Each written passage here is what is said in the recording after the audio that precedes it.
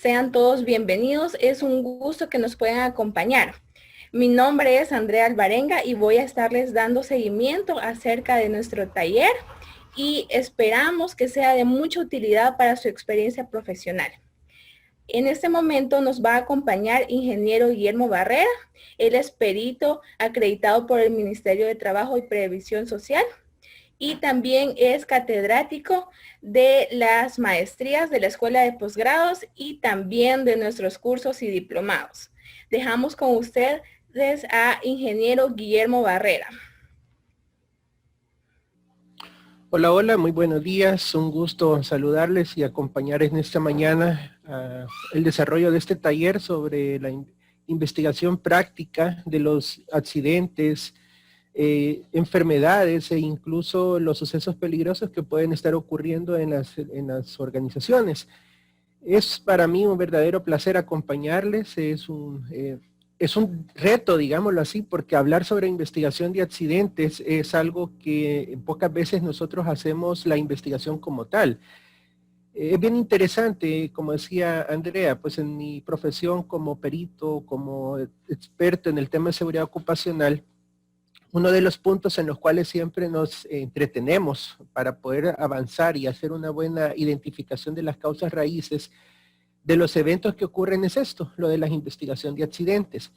Muchas veces en las organizaciones, independientemente del rubro al cual pertenezcan o el tamaño que éstas tengan, el hacer una investigación conlleva una infinidad de actividades, una infinidad de inversión en tema de recursos, que de eso dependerá mucho el éxito de lo que se esté queriendo identificar o investigar. Cuando ocurre un accidente laboral, vamos a hablar únicamente de accidentes laborales, no nos vamos a meter a tocar accidentes comunes porque en materia de seguridad ocupacional esto es lo que nos compete, el tema de accidentes laborales o incluso las mismas enfermedades profesionales. Hablar de ello pues es bien complejo. Sobre todo el tema de enfermedades, no es tan fácil investigarlas, identificar cuál fue la causa raíz que originó esa enfermedad, no es tan fácil, sobre todo porque sabemos que el tema de enfermedades profesionales va desarrollándose con el tiempo. A diferencia pues del accidente laboral, que eso es de forma inmediata. Hoy me golpeé el dedo, me machuqué el dedo, me golpeé la uña y en el momentito puedo ver lo morado, puedo ver sangre, el dolor, a diferencia de una enfermedad. Perdón, una enfermedad profesional se va desarrollando con el tiempo, a través de 10, 15, 20, 30 años, dependerá de la persona que está siendo afectada y también dependerá mucho de las medidas de prevención o protección que se estén implementando para evitar el desarrollo de estas enfermedades en el cuerpo de las personas. Pero bien, lo que buscamos ante todo es la prevención. Y si en algún momento dado, obviamente, pues hacer una investigación ya es algo reactivo, no es algo preventivo, porque estamos esperando a que haya ocurrido ya el evento. Pero acá el reto es identificar esas causas principales que originaron esa situación, esa interrupción del negocio, digámoslo de esta forma, es identificar esas causas raíces con el propósito de evitar que vuelva a ocurrir algo. Si fue algo pequeño, en el mejor de los casos, evitar que esa lesión o ese casi accidente llegue a convertirse en un accidente con mayores potenciales de pérdidas. Si ocurrió una fatalidad, que es lo que ninguna empresa quiere que ocurra en sus operaciones, pues obviamente lo que buscamos es que no se vuelva a repetir el hecho. En fin, hablar entonces de investigaciones, crear una metodología, crear unas estrategias que van a orientar y garantizar a los profesionales en el área de seguridad, salud y medio ambiente, incluso aquí me voy a meter un poco al tema ambiental. Lo que buscamos es darles herramientas, es darles toda la información necesaria para que podamos establecer no solo por salir del compromiso. Ojo con esto, también me gusta dejar bien claro este tema porque muchas veces nosotros casi siempre lo que buscamos es cumplir lo de la ley. El Ministerio de Trabajo me exige que a las 72 horas de haber ocurrido el evento yo debo reportar al SNAT o al Sistema Nacional de Notificación de Accidentes de Trabajo. Tengo que notificar lo que ha ocurrido, como decía, en 72 horas plazo, si no, pues soy sujeto a una posible sanción por parte de la entidad. Pero igual, lo que no solo es eso, o sea, no solo es reportar. Yo debo de generar ese reporte más esa investigación del accidente. Porque cuando usted en su empresa reciba la inspección del técnico del Ministerio de Trabajo, obviamente el técnico que llegue, la persona que llegue a hacer esa evaluación, lo primero que le va a pedir es muéstreme la evidencia que notificó al ministerio. Aquí está mi documento, ajá, ok, muy bien, pero quiero ver la investigación. Quiero ver qué hizo usted o qué hizo la empresa para evitar que eso vuelva a ocurrir. Entonces ahí cuando nosotros tenemos que desplegar toda esa gama de información, el cual pues en su momento hasta se puede resumir con el famoso árbol de causa. Ahí pues le demostramos a la persona que nos está haciendo esa evaluación por parte de la autoridad competente, lo que es el tema de cuál ha sido la causa raíz que originó la eventualidad. Pero no termina ahí la situación, porque lo que buscamos al final es que generemos un plan de acción. Ese es el punto clave en una investigación. O sea, no solo el reporte está bien, el proceso de investigación excelente, pero lo más importante de todo es el plan de acción que generemos. Un plan de acción bien estructurado a través de un equipo multidisciplinario que es el que nos va a apoyar para la identificación de aquellas oportunidades de mejora que se han dado y que por lo cual se materializó el accidente o el suceso peligroso o incluso la misma enfermedad. Y lo que buscamos, pues, que en ese plan de acción esté bien detallado qué vamos a hacer, quién lo va a hacer, es decir, el responsable, y en qué fecha se va a ejecutar. O sea, el qué, quién y en cuánto tiempo. Porque de lo contrario, pues no estaríamos hablando de un plan de acción como tal. Voy a empezar a compartir mi pantalla. Vamos a ver a continuación ya la presentación sobre este taller práctico.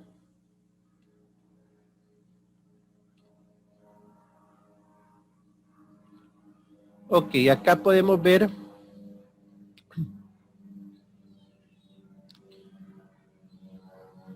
tenemos ahora aquí la información. Veamos.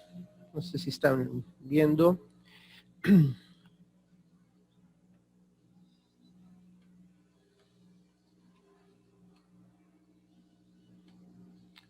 Ok.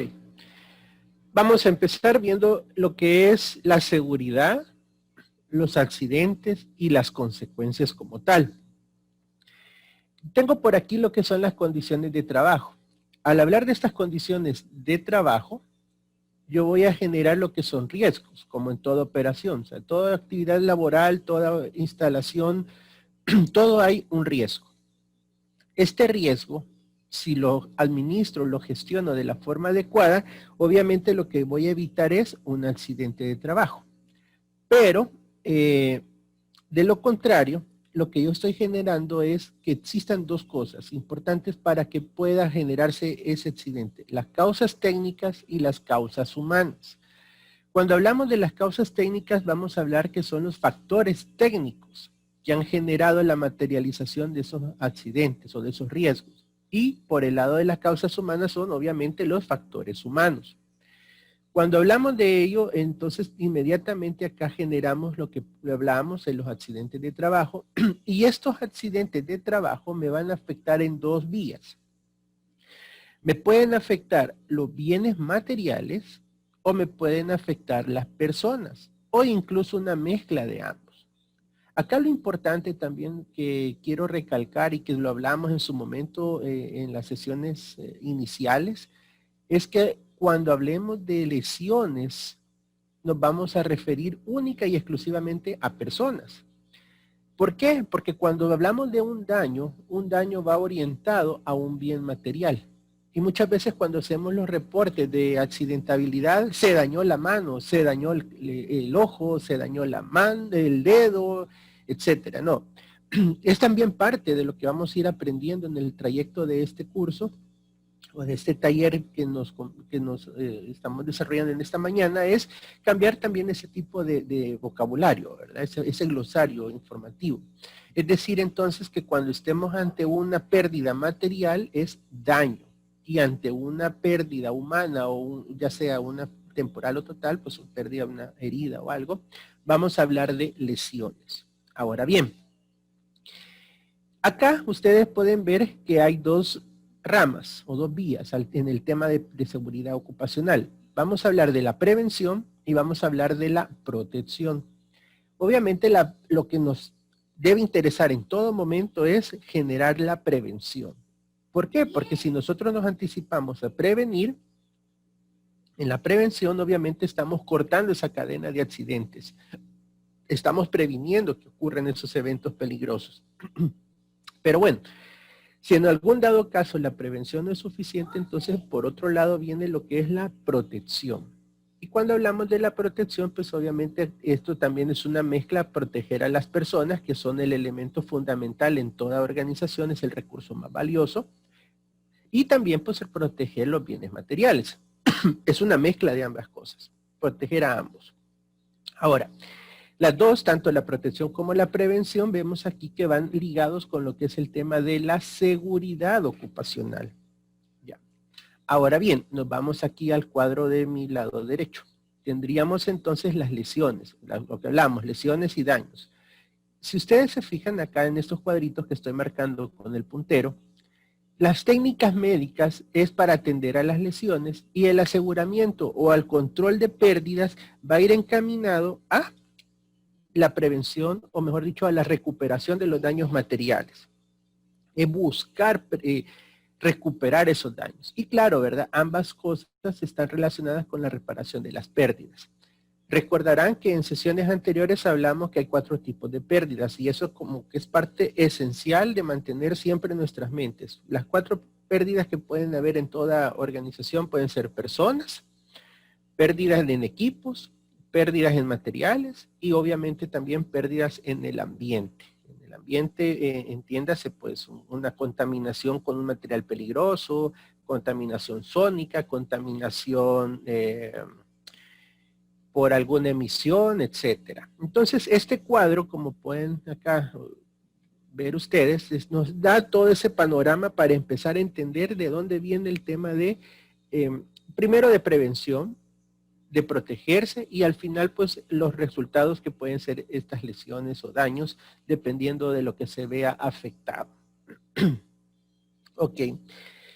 Siguiendo, tenemos acá que el suceso incidente me puede generar una potencialidad lesional en 2 vías, ya sea que no ocurra nada, entonces van a ser averías, o si ocurrió algo que entonces en muchas ocasiones se cataloga como accidente, que incluso hay organizaciones que ni siquiera le llaman accidente. Yo he tenido la oportunidad hace muchos años de atrás de haber trabajado en una empresa de capital estadounidense, de generación de energía eléctrica, y ellos pues al final no le llamaban accidente a todo, ¿verdad? El accidente era únicamente cuando había una fatalidad. Era más un tema muy propio de la organización. Ellos le llamaban incidente a cualquier eventualidad que ocurría, pero bueno, como les decía, cada empresa es libre de elegir el nombre que quiera. Siempre y cuando se garantice la investigación adecuada de lo que se está generando. Bien. Entonces vemos que en el caso de la potencialidad, en no tener nada, o sea, puras averías o daños a la maquinaria, eso generan consecuencias o pérdidas y dependerá si hay o no, pues al final lo que resulta son, como decíamos aquí, en la potencialidad lesional, las averías. ¿Puede haber una avería? Sí o no. Por el lado del accidente vemos igual, ¿verdad? Que se generan 2 cosas. Si no hay nada, entonces se le conoce en tema de seguridad como accidentes sin pérdida, o los accidentes blancos, o los near miss, o los casi accidentes. En ese caso, son accidentes que no generaron ninguna situación de pérdida o incapacidad temporal, parcial o total, pero sí pudo haber detenido un periodo de tiempo la normalidad de las operaciones, ¿ya? Eso se pudo haber generado. Ahora bien, en este caso, si ocurre un accidente, o sea, si se da la eventualidad, como les decía, hay 2 vías. Podemos tener los daños, que es para materiales, ya sea equipo, todo ello, ¿verdad? Y por otro lado, esto puede generar accidentes con solo daños a los equipos, o lo que sucede muchas veces, pues que aparte de dañarse el equipo, pues me lesiona a mi colaborador o a la persona que opera ese equipo. Y luego, pues si ocurren lesiones, estas lesiones pueden ser lesiones de tipo psíquico, dolorosas, obviamente, ¿verdad? Toda lesión genera dolor, aunque me digan que no, pues siempre va a haber un leve dolor, y lesiones físicas, ¿verdad? Entonces aquí también pueden haber accidentes solo con lesiones. En fin, tenemos entonces aquí esas tipologías resultantes que nos van a ir orientando aún más en el proyecto, en el desarrollo de este taller. Otra cosa importante, antes de entrar en el siguiente cuadro, recordarán los participantes en sesiones anteriores que hablábamos de 3 conceptos de accidente. Está el concepto de accidente bajo la óptica de seguridad ocupacional, que es la materialización de los riesgos, obviamente, y en donde también se incluye los accidentes blancos o los near miss. Esa es una definición. La otra definición que hablamos en su momento es el accidente bajo la óptica médica o el concepto médico. En este caso, cuando hablamos de la accidentalidad bajo el concepto médico, recordarán que hablábamos que en el caso se va a considerar accidente solo cuando existe una lesión. Es decir, que si el evento no me generó lesión alguna, entonces no, para el tema médico no hay accidentabilidad.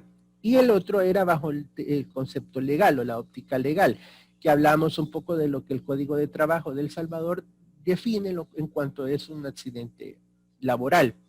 Así como manera de cito un par de ejemplos, ¿verdad? Si por ejemplo nosotros enviamos a un colaborador a hacer una actividad de, se me ocurre, un mensajero, por ejemplo, a que su trabajo es llevar mensajería o correspondencia propia de la empresa, pero yo tengo tanta confianza con esa persona y le pido que me haga una gestión en el banco X a tal hora, y yo soy el jefe inmediato de esa persona y desgraciadamente él o ella tiene un accidente durante esa gestión, si bien es cierto, no es nada que ver con la actividad netamente laboral, pero ha sido encomendado por alguien que es representante de la empresa, entonces se convierte en un accidente de trabajo. Esa es así a grosso modo una de las definiciones.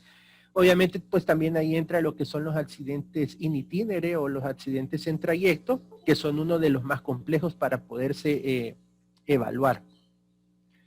¿Por qué? Porque acordémonos que el accidente in itinere nos genera dificultad, sobre todo a la hora de querer identificar las causas raíz. Claro, ¿verdad? No ocurrió dentro de la organización, entonces, por lo tanto, no tan fácil voy a identificar las causas que originaron ese evento. Ante la ley tenemos que reportarlo, pero ojo, ¿verdad? Es bien difícil poder hacer una investigación de un accidente in itinere y muchas veces nosotros en las organizaciones nos llenamos de estadísticas y puramente accidentes en trayecto. Que se cayó de la moto, que se cayó del bus, que venía en un pick-up y no se agarró bien y se golpeó la boca o se rompió el labio, etcétera, etcétera, etcétera. Por eso también es importante hacer mención que si queremos sanear un poco las estadísticas en nuestras organizaciones en tema de accidentabilidad, mi recomendación, esto es una recomendación que quiero lanzar esta mañana, es organicemos la gestión a través de indicadores. Para mí, y que lo digo con toda honestidad, me ha servido mucho los indicadores de frecuencia y de gravedad o el de severidad. ¿Por qué razón? Porque al generar esos indicadores en tu organización, logras llevar un mejor control de los accidentes. En muchas empresas, yo entiendo, están acostumbrados a llevar el número puro de accidentes, 1, 2, 3, 4, 5. Pero la dificultad es que tú puedes decirle al gerente general o al dueño de la organización, mire, solo tuve un accidente en el 2019. Ah, qué bien, un accidente. Pero resultó que el único accidente que tuvo fue una fatalidad. En cambio, si tú vienes y administras lo que es la accidentabilidad por el tema de indicadores, fácilmente tú puedes decir, ok, yo tengo un índice de frecuencia del 2, de 2. ¿Qué significa? Que por cada 200,000 horas trabajadas estás teniendo únicamente 2 accidentes. Podemos entender que es una buena gestión, dependerá de cuál es la operación de la organización. O puedes decir, mi índice de gravedad es de 40 o de 30. O sea que tus incapacidades no duran más de 30 días. O no estás perdiendo más de 30 días por cada 200,000 horas que estás trabajando. Pero si vienes y me dices, tengo un índice de gravedad de 200, hombre, ahí sí estamos mal. Porque me estás diciendo que tus incapacidades duran más de 200 días. Como pueden ser lesiones gravísimas, fracturas, amputaciones, no me quiero imaginar qué tipo de accidentes estás teniendo. Bueno, esta es como una recomendación que les hago esta mañana. Espero que sea de mucha utilidad para quienes nos están viendo y escuchando a través de esta transmisión en Facebook Live. Bien, entremos ahora en materia ya para ir llegando más en detalle a lo que nos compete esta mañana con el taller. Quiero que veamos esta gráfica. Este diagrama de flujo es bien interesante. ¿Por qué les digo que es interesante? Porque es la base que nos puede servir para la estructuración de nuestro árbol de causa. Vamos a partir de una deficiencia administrativa. Podemos hacerlo, este es como el esquema del dominó o del método de causalidad de pérdidas, que tú lo puedes agarrar de manera preventiva o de manera reactiva. Este es como a grosso modo, claro, en el desarrollo del taller o del curso que estaríamos ejecutando en la universidad evangélica, ahí vamos a ver más en detalle cada uno de esos puntos. Pero bien, la deficiencia administrativa, como les decía, nos puede generar dos aspectos. Los factores personales inadecuados y nos puede generar los factores de trabajo inadecuados, o sea, factores personales o factores de trabajo. Ahora bien, cuando hablamos de los factores personales, aquí me voy a meter un poco a la teoría tricondicional del tema de seguridad, es un poco la psicología en tema de seguridad, en donde una persona va a tener un accidente o no cumple con las normativas, puede ser por tres cosas: porque no sabe, porque no puede o porque no quiere. Y acá es interesante también el hecho de que tú como responsable, administrador, gerente, director o integrante del comité, o no importa cuál sea tu cargo en la empresa, pero esto te ayudará a poder llevar información valiosísima para poder administrar bien los riesgos. ¿Por qué razón? Porque cuando una persona tiene un accidente, muchas veces nosotros nos vamos por el tema de que es negligente, que no quiere cumplir las normativas. Ah, pero ¿será que esa persona sabe lo que se le está pidiendo? Porque muchas veces la persona no va a saber. Por ejemplo, me voy a un ejemplo. A mí me gusta mucho hablar con ejemplos. Alguien que opere montacargas. O sea, su servidor, yo puedo operar montacargas, pero empíricamente, claro, ¿verdad? Pero no sé técnicas muy propias que va a desarrollar un operador que su trabajo full sea eso. O sea, yo puedo, pero no sé técnicas específicas. Claro que quiero aprender, pero por ejemplo, no sé, no puedo y no quiero, y me van a contratar como operador de montacargas, ¿en qué situación estaría? Esa va a ser, a lo que quiero llegar con esto es que cuando hagamos la investigación, estas tres palabritas va a ser clave para poder generar nuestro plan de acción. Si tú al momento de hacer la investigación descubres que la persona no sabe, entonces hay que darle cierta capacitación o empoderarlo, ¿verdad?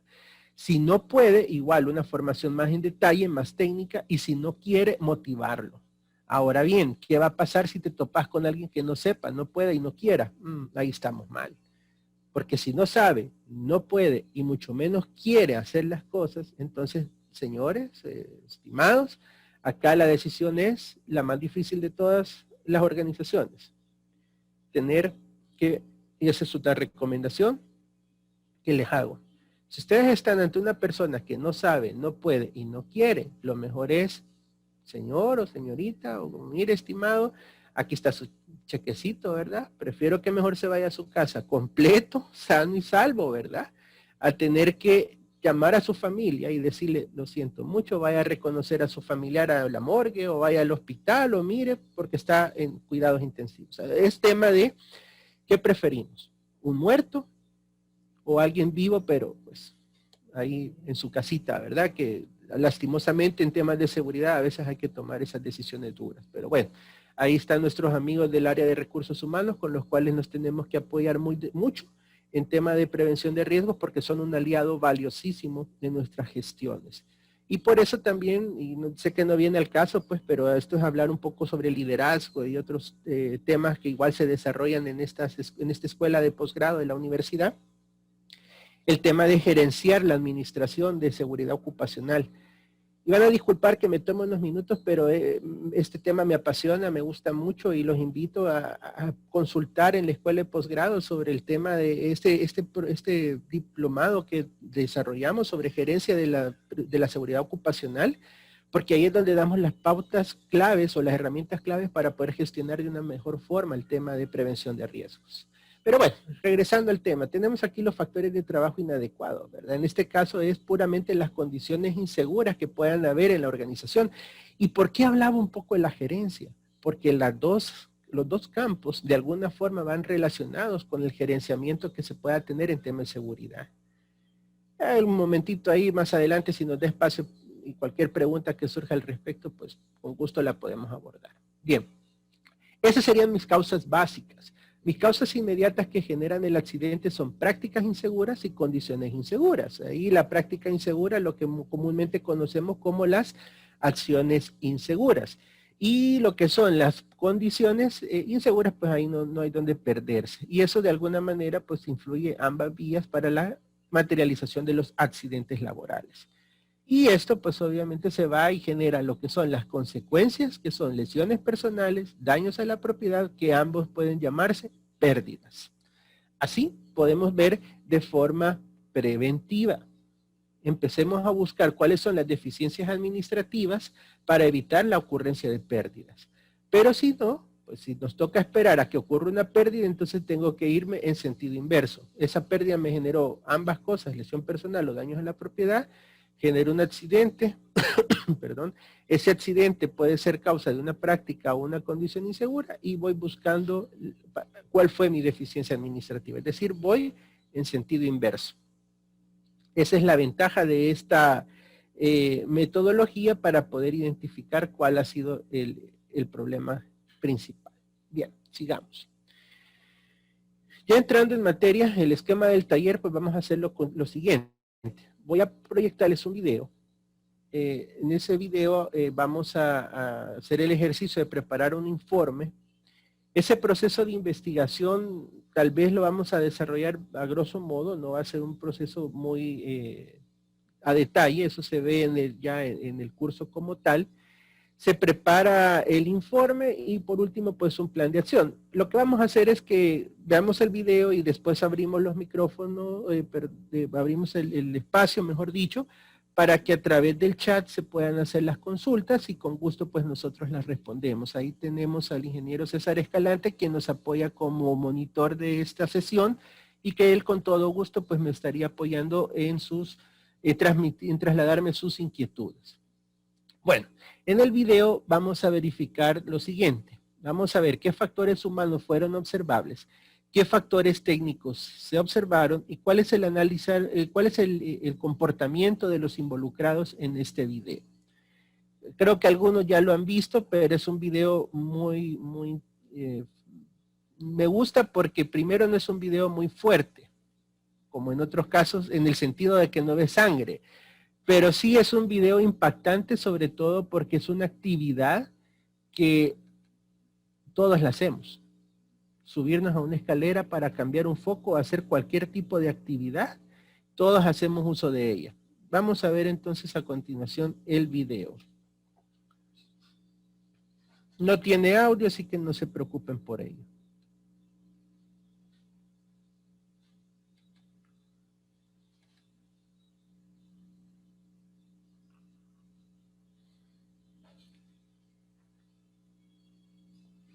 Perdón.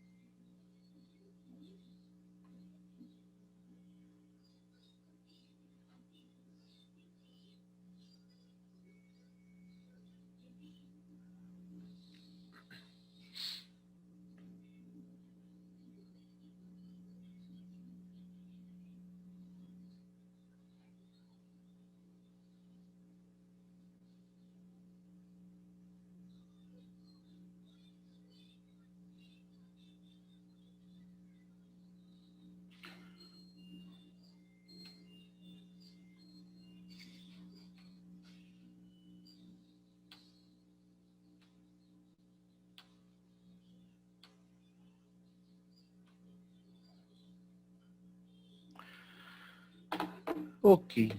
Bueno, ya vimos acá en varias ocasiones el video. Vamos a continuación.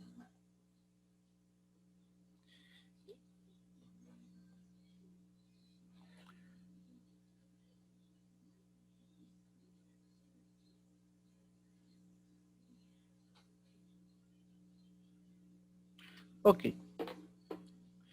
Bien, entonces vimos acá en el video esta escena, es un cambio, puede ser una lámpara, puede ser un cielo falso, pero es una costumbre que muchas veces nosotros tenemos, no solo en las empresas, sino que en nuestros hogares. Digamos que acá está ocupando una escalera, pero incluso en nuestros hogares podemos ocupar una silla o cualquier otro elemento menos una escalera.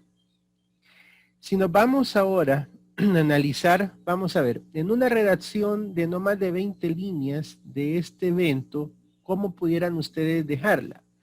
Alguno me va a decir, ya poniéndole el nombre, la persona fulanito de tal, a las horas, a las 20, pongámosle como a las 10 horas del día tanto del mes de septiembre del año 2020, realizando un cambio de lámparas, pierde equilibrio y cae. O sea, la redacción del evento no debe ser extensa, en no más de 20 líneas, eso es como lo ideal, puede ser un poquito más, un poquito menos, pero en pocas palabras nosotros tenemos que transmitir qué fue lo que ocurrió, cuándo ocurrió, a dónde ocurrió y lo más importante, cuál fue lo que generó, la consecuencia de lo que ocurrió. Con eso nosotros ya cubrimos lo que es el informe preliminar. El informe preliminar en poco texto me debe decir, como repito, qué ocurrió, a quién le ocurrió, cuándo, dónde y consecuencia. ¿Por qué el informe inicial no debe ser muy extenso? Porque acordémonos que lo que buscamos aquí es que esa información camine, esa información fluya en la organización, de tal manera que cualquiera pueda tener ese detalle, por un lado, y por otro, que me permita compartirlo con mis otros colegas para evitar que algo similar ocurra. Imagínense que esa escena ocurrió en un centro comercial X de acá de El Salvador, y ese centro comercial tiene cadenas en todo Centroamérica. Y casualmente todos ocupan esa misma técnica, todos ocupan esa misma forma de escalera, etcétera, etcétera. Entonces lo ideal es que la redacción del evento sea tan corta, tan general y sencilla que me permita compartir eso y que no ocurra algo parecido en otros lugares. ¿Cuál sería el esquema del árbol de causa por lo que pudo haber generado el accidente? Ok, para hacer el esquema es ocupar el flujo que les compartí hace un par de minutos. ¿Cuál fue la deficiencia administrativa? Puede ser que alguien empiece generando, mire, en este diagrama vamos a tratar primero de identificar, aquí no vamos a poder irnos por la deficiencia administrativa, aquí nos vamos a ir por la pérdida. ¿Cuál fue la pérdida? Lesión de la persona que cae y la lesión personal. El accidente es fractura del cuello, o sea, una fatalidad posible, o una incapacidad total, permanente. ¿Cuál fue la práctica insegura? A simple vista, la práctica insegura que se observa es subirse al último peldaño de la escalera y no tener un arnés de seguridad. Podría ser. Ahora bien, aquí viene lo interesante. ¿Cuál es el antecedente de esa persona? ¿Cuánto tiempo tiene de estar trabajando con nosotros? ¿Será que es nuevo? ¿Será que es alguien con varios años de experiencia y que por ahí o es nuevo o tiene varios años? Si es nuevo, ¿cómo estuvo el proceso de inducción? ¿Cuál ha sido sus trabajos anteriores? ¿Qué tanta experticia tiene? Me pueden decir ustedes, pero para cambiar un foco, ¿qué tanta experticia se va a tener? Pero no es tanto el equipo, ¿verdad? No es tanto el uso, sino más bien cuál es la conciencia en prevención de riesgo que esa persona trae y se la ha transmitido al ingresar a nuestra organización. ¿Qué más? Otra práctica insegura, bueno, no ocupar casco, no ocupar varios equipos de protección, sí puede ser una práctica insegura. Pero ojo, ¿verdad? Muchas veces nosotros cuando nos vamos por ese lado, nos orientamos a echarle la culpa a la persona. Ah, es negligencia del colaborador. Pueda que sí, pueda que no. Porque qué tal que la persona al ingresar a trabajar a la empresa pidió la inducción, preguntó por su equipo, preguntó por todas las normativas que debería él en su mente, que sabía que debería de cumplir, pero resultó que el gerente no quiso invertir en temas de seguridad. Ah, no, aquí estamos contra el tiempo, tenemos que entrar a ese proyecto ya y démosle, al agua pato, como decimos aquí en El Salvador, al agua pato, dale, ya. Ajá, pero y entonces vienen las consecuencias, viene el accidente y no es culpa de la persona, fue culpa de la deficiencia administrativa de no haberle dado la inducción adecuada. Vemos ahí una primer causa raíz. No fue negligencia, no fue culpa de él. Ah, ¿y qué tal que no sabíamos que el fulano era hipertenso o era diabético? Y ese día en la mañana le tocó salir a las 3, no durmió nada porque tenía un hijo enfermo, la esposa enferma, estaba con alguna situación ahí de deudas, qué sé yo, cosas personales que no conocemos. A la hora de estar haciendo ese trabajo, debido a esa situación familiar o personal, tuvo una descompensación, se le subió el azúcar, se le bajó el azúcar, se mareó, no lo sé, y fue que perdió el equilibrio y cayó. O sea, ven, no todo es negligencia, no todo es culpa del fulanito. Tenemos que ser más, no sé si la palabra inquisidor es la adecuada, pero debemos de ser mucho más metodológicos a la hora de hacer una investigación. Y claro, ¿verdad? Las condiciones inseguras, pues posiblemente la escalera ya estaba dañada en algún punto y él ese me gusta mucho porque imaginémonos que él ya había pedido el cambio de escalera. Se fue a la bodega, no había. Entonces la culpa es de bodega que no le quiso dar, ¿va? Porque no había hecho el pedido. Ajá, pero cuando vamos a la bodega y le preguntamos al responsable del almacén o de la bodega que qué pasó, porque no habían comprado una escalera nueva, nos dice, no, lo que pasa es que no le hemos pagado al proveedor que nos suministra este tipo de insumos. Ah, mire qué interesante. O sea, no es que ni siquiera el jefe del almacén haya querido darle el equipo a la persona, sino que es parte de la deficiencia, vuelvo a lo mismo, administrativa, de no haber generado un pago a tiempo al proveedor. Y así podemos ir armando nuestro árbol de causa a fin de ir encontrando las principales, vuelvo a lo mismo, causas raíces que originaron el evento. Y no siempre va a ser culpa o negligencia del colaborador. Hay que pensar también el sistema de administración que hemos implementado. Y bueno, finalmente el comportamiento de los 4 involucrados es bien interesante porque no sé si lo alcanzan a ver acá, pero bueno, tenemos el lesionado, el compañero que lo que menos estaba haciendo era cuidar a su compañero, pues él estaba viendo, pero no tenía la mente en la tarea, pues no estaba pendiente de lo que el fulanito estaba haciendo y si vio que estaba en esa situación insegura, pues era el compromiso principal de él, el corregir, el momento, ¿verdad? Bajate y hacer bien las cosas. Por aquí atrás de esta persona no lo vemos hasta cuando cae, hay uno que está haciendo la limpieza del piso, pues ni se mosqueó, o sea, quedó en shock al ver la caída, no se movió para nada. Y el guardia de seguridad que estaba aquí escondido, pues claro, ¿verdad? Al ver al pobre hombre que cae y queda inconsciente, pues sale corriendo. Pero la actitud de todos es, ¿y hoy qué hago? ¿Hoy qué hago? Se quedan congelados, indecisos. Ahí vemos también, vuelvo al gráfico anterior, la deficiencia administrativa, el proceso de capacitación en técnicas de primeros auxilios a la persona. Posiblemente podría haber estado vivo, no se sabe, no tenemos mayores datos para poder hacer algo concluyente en este video. Pero bien, son situaciones que muchas veces nosotros como expertos en seguridad ocupacional nos vamos a enfrentar.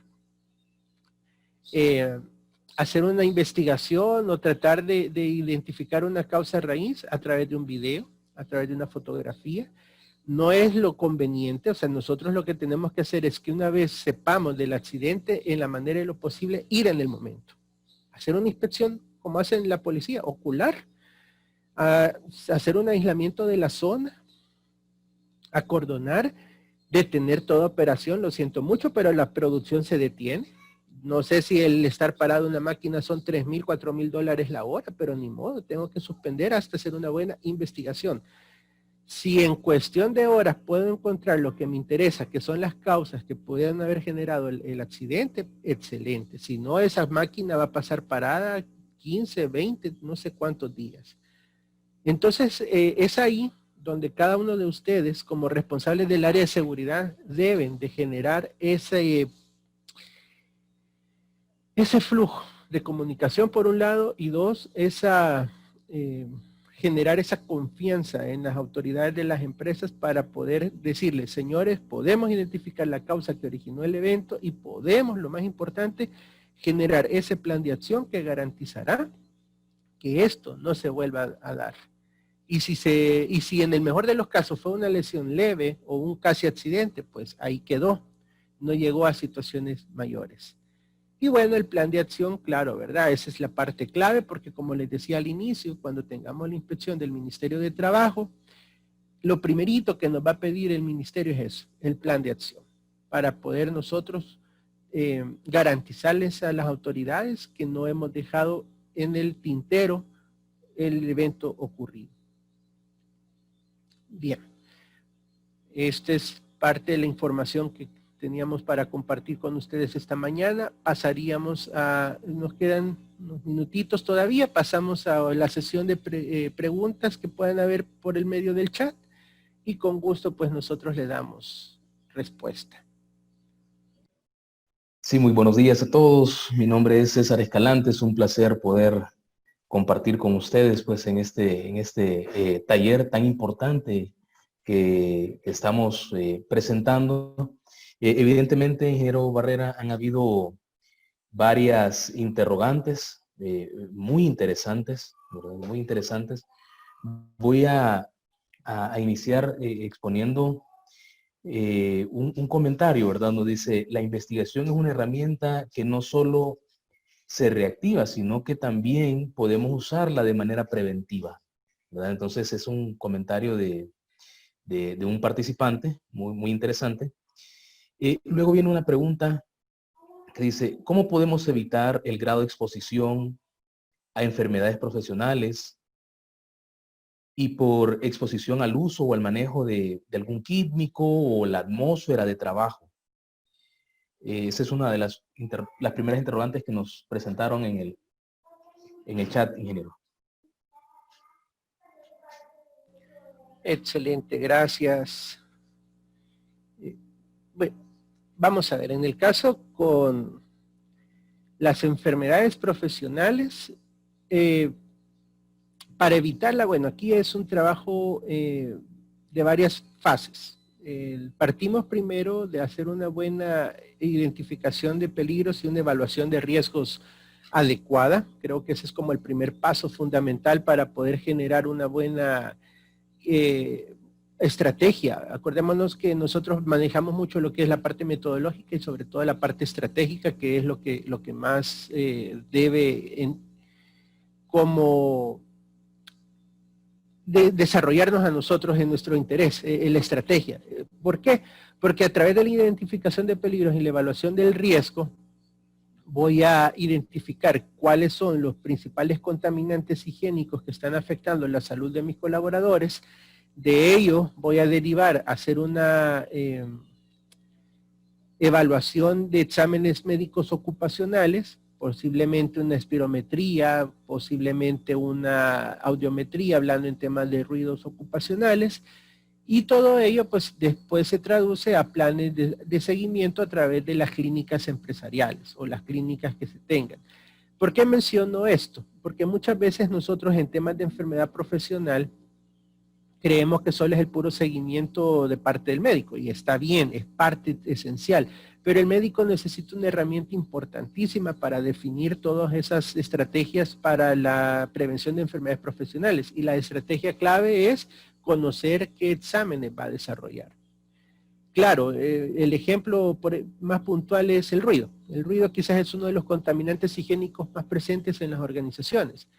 En mi matriz de riesgo aparece que hay exposición a más de 80 decibelios en un inicio, hoy son 85 decibelios durante 8 horas sin equipo de protección. Pero bueno, vamos a ver, hay más de 85, hay 90 decibelios. Ese es el primer factor. Con ello, yo le digo al médico, mire, en esta sesión, en esta área, en este taller, tenemos una exposición de 90 decibelios durante 8 horas. Ah, ok. Entonces agarramos la muestra representativa de las personas que están en esa área y les hacemos una audiometría. Esas es como las estrategias a seguir para la prevención de las enfermedades profesionales e incluso en su momento me pueden servir como insumos para una investigación de una enfermedad. Imaginémonos a un colaborador que pone una denuncia a la empresa porque adquirió asbestosis, aunque supuestamente hoy no hay empresas en el país que produzcan con algún material con asbesto, pero imaginémonos que una cantera está respirando el polvo de la caliza, le genera ahí un problema de pulmón. Si esa empresa al iniciar las operaciones no generó un examen preocupacional, no de preocuparse, sino que preempleo, y durante el tiempo de que estuvo esa persona trabajando, en ningún momento se preocuparon por hacer una radiografía de tórax, allá afuera hay muchos asesores que le pueden decir a este colaborador, mira, ya te hicieron un estudio de cómo estás con tu pulmón. No, pues mira, y él tal vez tiene una enfermedad genética o crónica de una tos persistente. Irá a decir que te estás enfermando ahí. ¿No tenés evidencia que te han hecho exámenes? No, va, dale, decir que tenés ahí, el problema ha sido que te estás contaminando de tal cosa en tu empresa y por culpa de ellos estás enfermo. Y eso va a generar que vos tengas una indemnización de choto, así de gratis. Claro, ¿verdad? Si la empresa ha tenido el cuidado de hacer exámenes preempleo y durante cada cierto tiempo llevar ese monitoreo, ahí tiene una herramienta a favor que le va a evitar una denuncia innecesaria y pagar innecesariamente alguna indemnización. ¿Por qué digo innecesaria? Porque si no ha sido asociado a la labor que la persona realiza, el empleador no está obligado a pagar indemnización alguna. Y eso es parte de nuestro código de trabajo. Muchas gracias, ingeniero. Gracias por ampliar este contenido, la verdad, muy interesante. Tenemos por acá también otra pregunta. Dice de la siguiente forma. En un ámbito laboral al que se presenta un caso de accidente por caída y rotura de un termómetro de mercurio, ¿qué debemos hacer? ¿Y cómo podríamos adoptar algunas medidas preventivas para minimizar este riesgo? Más que interesante la pregunta, porque aquí me hace la mención de la caída de un termómetro de mercurio. Vamos a ver, aquí puede ser una mezcla de dos cosas. Primero, bueno, tal vez para la persona no podría ser, dependerá, ¿verdad? Acordémonos que ante todo tema de contaminantes higiénicos, la palabra clave es la dosis. Si, por ejemplo, la caída de ese instrumento genera la fuga del mercurio, que es en pequeñas cantidades, pues obviamente tal vez la exposición va a ser corta y no va a generar mayor problema, pudiera ser. Dependerá mucho de si la persona puede tener alergia o sensible a ciertos temas de salud. Pero bien, ¿cómo podemos atender esa emergencia o esa situación como tal? Lo mejor sería ocupar el equipo de protección adecuado para material peligroso. Va a sonar muy extremista lo que estoy diciendo, pero ante una situación de esas lo mejor es prevenir, ocupar guantes adecuados, una gabacha, un gabachón impermeable, hacer toda la recolección de ese desecho, pero más que la exposición a la persona, me voy por el lado ambiental. ¿Qué voy a hacer con ese desecho? ¿Qué voy a hacer con un desecho de mercurio? Es como las lámparas, por ejemplo. No las vas a tirar así nomás al desechos comunes que se lo lleva la municipalidad. Debe ser un tratamiento adecuado con una empresa autorizada para el tratamiento de desechos de ese tipo. O sea, yo creo que en esta pregunta nos vamos a ir un poco más a la parte ambiental, que claro, es parte también de este taller o de este curso de investigación de incidentes ambientales. Acá la clave es de confinar ese desecho en un lugar adecuado, aislado, y darle el tratamiento con una empresa o una persona que tenga las autorizaciones correspondientes por parte del Ministerio de Medio Ambiente.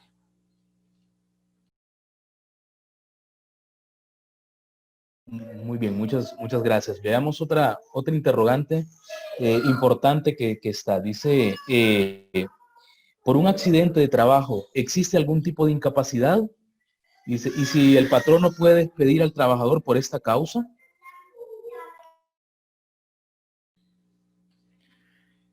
Bueno, interesante pregunta. En el caso, obviamente, cuando hay un accidente, dependerá la gravedad, va a tener su incapacidad como tal.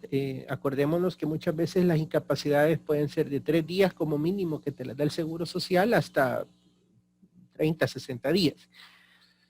No soy abogado, pero he tenido la oportunidad y la dicha de trabajar con abogados muy buenos en temas organizacionales que he aprendido bastante con ellos. En el caso, estoy seguro que durante una incapacidad tu contrato queda como en stand-by, no te pueden despedir ante una incapacidad médica debidamente comprobada y certificada por la autoridad competente, pues no vas a tener problemas que te puedan despedir porque estás incapacitado, jamás. El hecho, si eso llegase a ocurrir, pues obviamente la empresa se ve expuesta a una posible sanción por parte del Ministerio de Trabajo. En el caso, las incapacidades va a depender mucho de la lesión que ocurrió. Como les decía, puede ir de 3 días hasta 60, 80 días, dependerá mucho de ello. El Código de Trabajo te define, pero más que todo, el monto por pérdidas, el monto de porcentaje de incapacidad que la persona va a ir recibiendo. Claro, ¿verdad? Después de 3 días de la incapacidad, no es la empresa quien te va a pagar el salario, sino más bien va a ser el Seguro Social. Y acá pues entramos a la escala que ellos tienen como tope, que como digo, no soy abogado, pero pues he también tenido la experiencia de tener una incapacidad de más de 30 días por fractura, en el cual pues obviamente lo más duro aquí es que el ingreso se ve disminuido. O sea, por decir un ejemplo, en aquella época que tuve mi fractura el tope que te daba el Seguro Social como incapacidad eran creo que $600. Hoy si no me equivoco ha subido a un poco más, creo que a 1,000. Pero imagínate, tú ganabas $1,000 en esa época y te incapacitabas, no te iban a dar $1,000, te iban a dar el techo en base a 600. O sea, el golpe duro aquí es la disminución de tus ingresos económicos.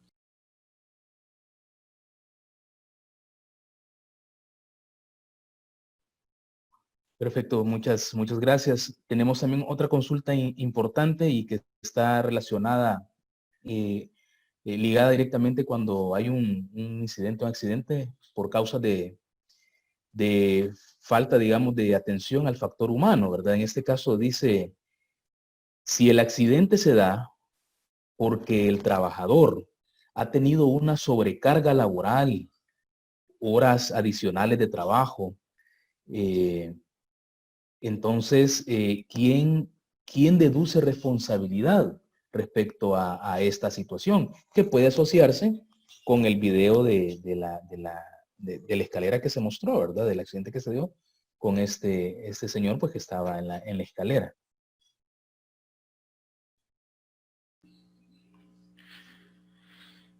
Excelente. Veamos, ¿qué pasa si alguien está sobreexpuesto a jornadas? Que es lo más común. Muchas veces, un ejemplo bien sencillo es los guardias de seguridad. El guardia de seguridad trabaja hasta 48 horas, turnos de 48 horas, seguidito. Y en el caso, cuando estas personas van a sus casas, en lugar, lo menos que hacen es ir a descansar porque van a dedicarse a labores de hogar. Realmente acá ese es lo que se espera de la investigación que hagamos. O sea, si hacemos una buena investigación y descubrimos que la persona se accidentó, pues obviamente porque el patrón, mal llamado patrón, o sea, vamos a hablar con léxico, con vocabulario moderno, el empleador le exigió exceso de jornadas de trabajo. Si se demuestra eso, es responsabilidad del empleador. Y si en ese caso, pues la persona, claro, ¿verdad? Mientras está incapacitado, el empleador es quien tiene que cubrir todos los gastos. Eso es parte también de que está en nuestro código de trabajo. Es la empresa, siempre y cuando, ojo, ¿verdad? Siempre y cuando sea un accidente laboral. Hablamos de accidentes laborales. Si es un accidente común a raíz de una situación, pues ahí claro, ¿verdad? Tal vez es bien complejo, porque si es un accidente común, es decir, iba caminando y me atropelló un vehículo, pero no iba para el trabajo, sino que iba para para el gimnasio, para la universidad, o para la casa de mis papás, o de quien sea. El seguro social ahí puede ayudar, pero la empresa no se ve obligada, porque es un accidente común, no es un accidente laboral. Entonces, en ese caso sí es un reto bien grande de nuestro lado, el llegar a identificar las causas raíces que originaron. Y claro, ¿verdad? Tenemos que ser muy, pero muy acuciosos a la hora de solicitar información, a la hora de analizar esa información, porque lo que buscamos es, obviamente, esas causas raíces que originaron el evento. Y si ahí sale que la persona estuvo sobreexpuesta a jornadas laborales, hacerlo ver al empleador para que haga un plan de trabajo de mejora en esos aspectos.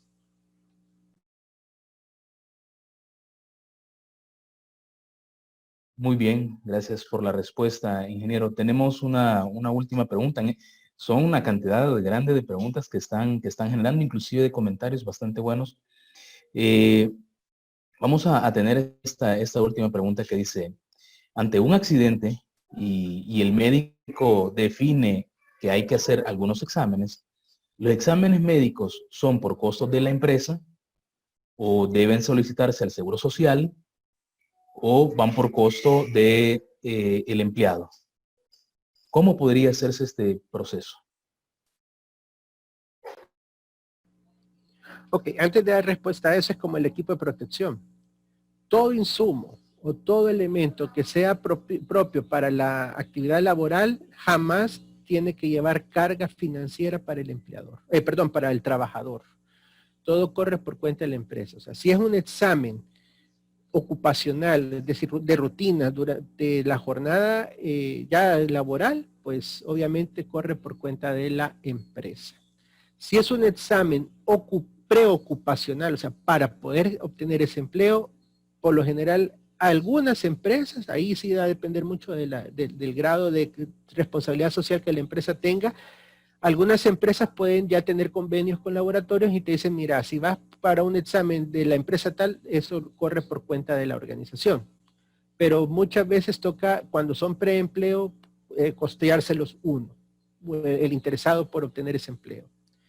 Pero como digo, ya en el transcurso de la jornada, ya que tú eres parte de la organización, pues en ningún momento cualquier actividad de exámenes o de equipo de protección nunca va a tener una carga financiera para la persona. Muchas gracias, ingeniero. Muchas gracias a todos los asistentes a este taller. Efectivamente, pues hemos tratado de dar respuesta a la mayoría de preguntas. Es un tema muy interesante. Es un tema que evidentemente a los que estamos en áreas de seguridad ocupacional o vemos aspectos de seguridad asociada a las operaciones laborales que se dan, esto es algo importante que hay que tomarlo en cuenta. También surgieron otras preguntas que tal vez no estaban asociadas directamente a la parte de los accidentes que se puedan dar en un entorno ocupacional, sino cómo hacer en el caso si quisiéramos profundizar un poquito más, especializarnos sobre este tema, tener una mejor, digamos, preparación académica, una formación académica sobre el respecto. Por el momento contamos con este curso para que ustedes lo puedan tomar y especializarse. Por ahí existía alguna consulta sobre la existencia de un diplomado, ¿verdad? Para poder profundizar todavía mucho más este tema que es realmente muy interesante y los que están a cargo del área de seguridad ocupacional pues tienen que aplicarlo. Entonces, para eso, para estas otras consultas que se presentaron, solicitaré a Andrea que nos pueda ampliar y también dar el cierre de este taller. Por mi parte, agradezco toda su amable atención.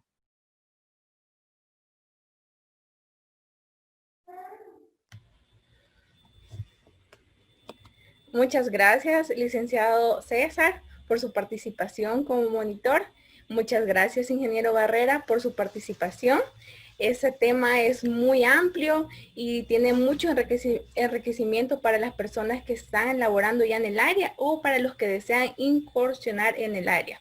Les comentamos que esa es la bienvenida al curso en metodologías y estrategias de prevención de riesgos, enfermedades laborales y sucesos peligrosos. El siguiente sábado van a tener su inducción a la plataforma virtual, donde se subirá todo el contenido de las clases y también donde se elaborarán foros para realizar dudas y consultas.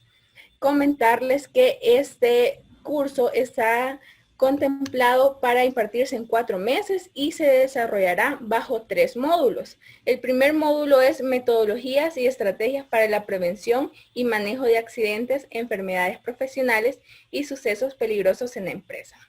El módulo 2 es plan de prevención en los centros de trabajo. El módulo 3, investigación de accidentes ambientales. La metodología del curso es subir cada miércoles del mes, donde se van a desarrollar los 4 meses, las clases. Ese nada más es material. Posteriormente, los sábados, discusión de ese material a través de clases en vivo en la plataforma específica de la Universidad Evangélica. En este caso ya no se van a desarrollar el contenido vía Zoom, sino bajo nuestra plataforma personalizada. Los días sábados de 8:30 a 11 del mediodía. La ventaja es que es un curso completamente virtual, por ende entendemos que todos los profesionales tienen diferentes ocupaciones para, por el momento dicen, no podemos visualizarlo durante el día, pero la ventaja es que va a estar también para visualizarse durante la noche. Entonces tenemos esa ventaja en ese momento que va a ser completamente virtual. Ya estamos próximos a iniciar. Desde ya les damos las bienvenidas a todos los que están y van a ser parte del curso. Y de verdad, muchas gracias por acompañarnos este día. Como universidad siempre es un placer poder servirles, poder atenderles y esperamos que próximamente sean parte de nuestra experiencia formativa. Muchas gracias a todos por participar. Que pasen feliz fin de semana. Bendiciones.